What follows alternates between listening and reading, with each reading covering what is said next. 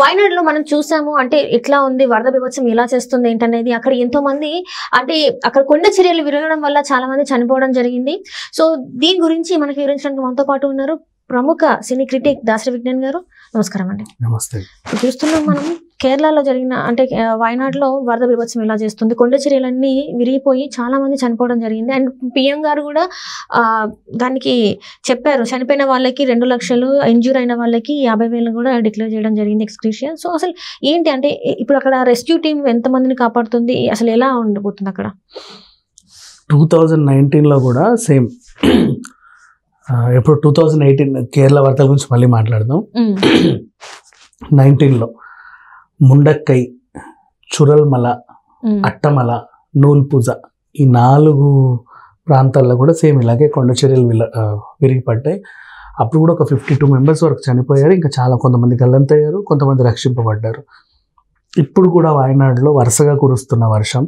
And మళ్ళీ ఇంకోటి చెప్పుకోవాలి, వాయనాడ్, కోజికోడ్ అండ్ ఈ ఏరియాలలో ఇంకా ఆల్మోస్ట్ ఈరోజు రేపు కూడా వర్షాలే ఉన్నాయి.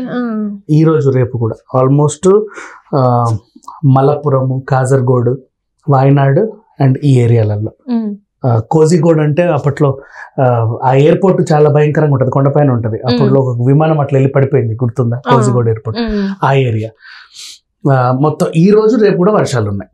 మరి వాళ్ళు ఎలా ఉంటారో తెలియదు. బట్ ఇప్పుడు ఏం జరిగిందంటే బీభత్సమైన వర్షాలకి ఆ కొండ చర్యలన్నీ విరిగిపడి సుమారు ఒక 100 మంది వరకు ప్రాణాలు కోల్పోగా 250 మందిని రక్షించారు. ఇంకో 100 మంది 200 మంది గల్లంతై ఉంటారని అనుకుంటున్నారు. జస్ట్ వెతగ్గా ఒక్కొక్క శవం బయటపడుతుంది. అటు ఎంతమంది కొట్టుకుపోయారు, ఎంతమంది పడిపోయారో తెలియదు. కొండ చర్యలు అయితే అలా విరిగిపడ్డాయి. బేసికల్లీ వాయనాడ్ అనే కాదు, మున్నార్ వెళ్ళినా లేకపోతే ఇంకొన్ని ప్రదేశాలు ఉన్నాయి, మనాలి సైడ్ వెళ్ళిన, ఊటీ సైడ్ వెళ్ళిన అండ్ ఈ కాజర్గోడ్ కూడా కూనూరు ఇటువైపు వెళ్తూ ఉంటే అటు ఇటు పెద్ద కొండలు ఉంటాయి, రోడ్ అలా వెళ్ళుద్ది. అండ్ అది మనకు చెప్పలేదు. కొడైకెనాల్ కూడా అంతే, లైక్ ఘాట్ వే అంటున్నారు మీరు. ఘాట్ వే లాగా, బట్ ఘాట్ రోడ్ వేరు. మళ్ళీ కొన్ని ఘాట్ అడవిల మధ్యలోకి వెళ్ళి అట్లా వెళ్తా ఉంటాయి, అంత ప్రమాదంగా ఉండవు. ఇది నిత్యం ఎక్కడో వాటర్ ఫాల్స్ వస్తానే ఉంటాయి, పైన ఎక్కడ కురుస్తాయి ఏమొస్తుంది, ఎప్పుడు నీళ్ళు పోతానే ఉంటాయి. ఇప్పుడు మున్నార్ కూడా అంతే, మున్నార్ వెళ్ళి వస్తావా ఎప్పుడు ఏదో దగ్గర చిన్నగానే సరే అట్లా వాటర్ ఫాల్ వస్తూ ఉంటుంది. పైన ఎక్కడున్నాయో నీళ్ళు తెలియదు, ఎక్కడ స్టోర్ అయి ఉన్నాయో తెలియదు, ఎటు నుంచి పడుతున్నాయో తెలియదు. వర్షం అంటే ఇంకా ఎక్కువ వస్తానే ఉంటుంది ధారగా, బీభత్సంగా. అప్పుడు ఏంటంటే కొండ ప్రాంతాన్ని నువ్వు అక్కడ వరకు మడిచి రోడ్డు వేసావు, కరెక్టే. ఇదంతా మట్టే, రాయి కాదు. రాయి ఉన్న కొండలే ఇంకా అది కూడా ప్రమాదమే.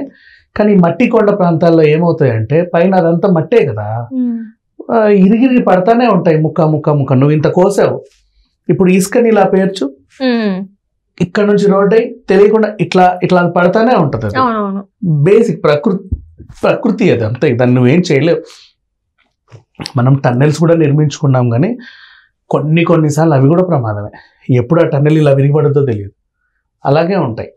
కొన్ని గట్టిగానే ఉంటాయి. అంటే అఫ్కోర్స్ వాళ్ళు టెస్ట్ చేసి ఇక్కడ చేయొచ్చు అంటేనే చేస్తారు, మన వాళ్ళు కూడా నిపుణులు. అలా ఏం ఉండదు.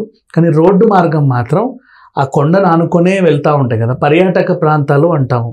అట్లా వెళ్తుంటే ఎంజాయ్ చేస్తాం. ఆ పక్క నుంచి వెళ్ళలేం, ఈ పక్క నుంచి ఏమో ఇది భయం, కొంచెం అటైనా పడిపోతుందేమో అని. అయినా మన డ్రైవర్స్ మంచిగానే తీసుకెళ్తారు ఫాస్ట్గా, వాళ్ళకి అలవాటు ఆ రూట్స్ అన్ని, అవన్నీ బాగానే తీసుకెళ్తారు. గోవా వెళ్ళేటప్పుడు కూడా వస్తుందిగా ఘాట్ రోడ్, అది కూడా అంతే.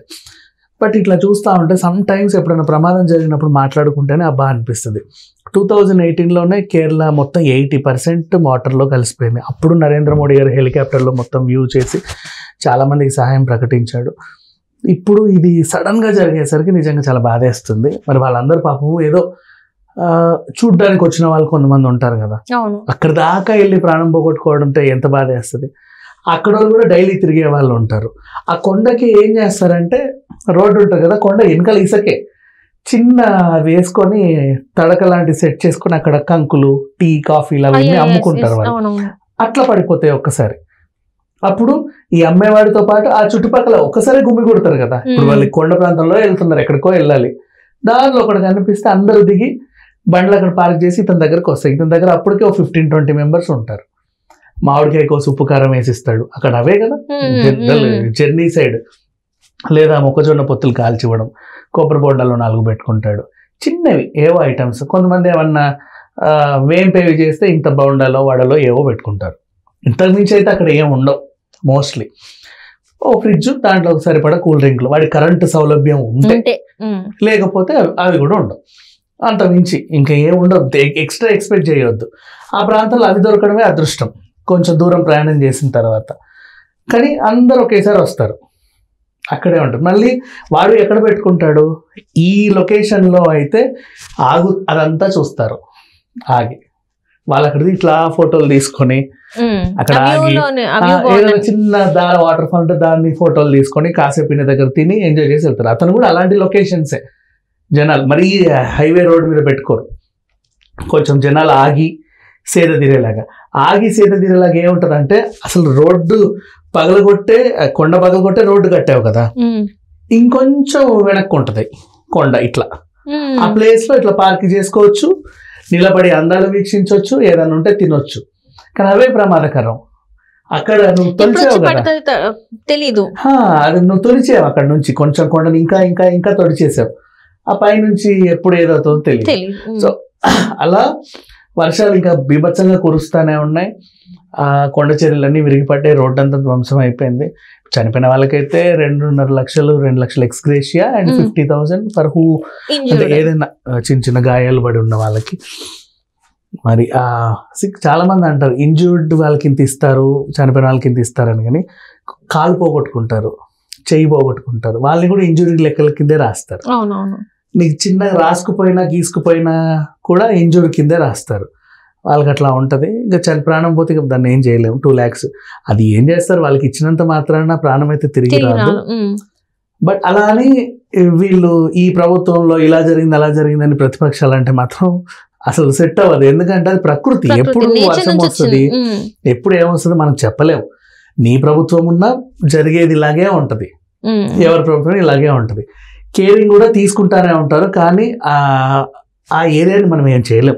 అంటే కొండ చర్యలు పడిపోయేది అనేది అది గవర్నమెంట్ సంబంధం లేదు. ఖచ్చితంగా అటు ప్రయాణించాలి.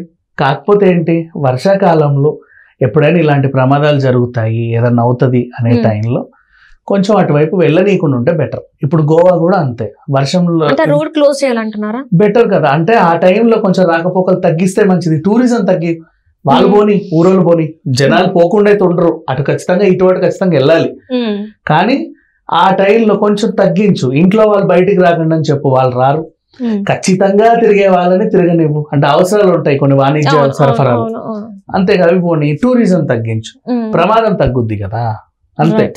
అండ్ ఇప్పుడు గోవా కూడా అంతే, మొన్న అంతా వర్షమే, ఈ 2 నెలలు వర్షమే, 2 నెలలు మొత్తం. ఈ రోజు కూడా వర్షమే గోవాలో. వెళ్ళిన వాళ్ళందరికీ ఏం చేయాలి, అక్కడ అటు బీచ్ సైడ్ పోనివ్వట్ల. నువ్వు వెళ్తున్నావు, హోటల్ రూమ్ లో కూర్చొని ఇడ్లీలు బజ్జీలు తినేసి మంది దాకా వస్తున్నారు. ఆ మాత్రం వాళ్ళ ఇంట్లోనే చేయొచ్చు, అది అక్కడ దాకా పోయి ఒరిగిందే లేదు మళ్ళీ. సో అలా ఉంది. కొంచెం వర్షాకాలాలు మనం చూసుకోవాలి, మిగతా కాలాలు పర్లా. ఇప్పుడు ఎండాకాలం అనుకో, ఏదో కూల్ ప్రదేశానికి వెళ్తే వర్షం పడదు కాబట్టి నీకు సెట్ అవుతుంది. అండ్ ఈ చలి ప్రాంతాలు అవి కూడా కొన్నిసార్లు ప్రమాదం. మంచు అంతా కప్పబడి ఉంటది, నువ్వు మంచు మంచు మంచు అని వెళ్తే ఏ గోయిలో పడేది తెలియదు, అంతే కదా. అట్లా కొన్ని ప్రమాదాల టైంలో అంటే మనం చూసుకోవాలి దేనికైనా. కానీ దీనికంటే మనల్ని కంట్రోల్ చేసే వాళ్ళు, గైడ్లు వాళ్ళు వీళ్ళు ఉంటారు అనుకో. బట్ ఈ కొండ చర్యల్ని ఎవరేం చేయలేరు. ఇక అది అంతే, దానికి ఎవరు ఏం మాట్లాడలేము కూడా. అంటే ఇంకా వాళ్ళకి గవర్నమెంట్ నుంచి ఏదైతే హెల్ప్ వస్తుందో అది అయినా కరెక్ట్ గా అంతే చాలే, అంతే.